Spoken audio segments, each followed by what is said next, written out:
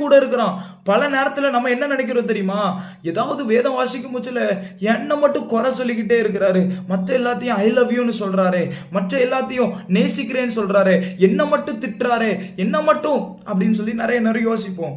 ஆனா இந்த இடத்துல நீங்க பாத்தீங்கன்னா மூத்த குமாரன் வாசற்படியில் வரும் பொழுது முத்தமிடாத தகப்பன் இளைய குமாரன் வரும் பொழுது முத்தமிடுகிறார். காரணம் என்ன தெரியுமா? இவன் பின்வாங்கி போனவன். இவனை முத்தமிட்டால் தான் இவன் என்னோடு இருப்பான். ஆனால் இவன் எப்பொழுதும் என்னோடு இருக்கிறான்.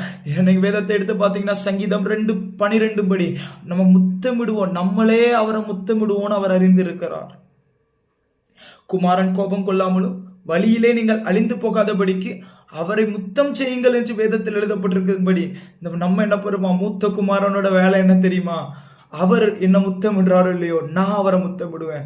இதுதான் ஐக்கியத்துடைய ஒரு ஒரு கொஞ்சம் நல்ல ஸ்ட்ராங்கான ஐக்கியத்தை குறிக்கிறது.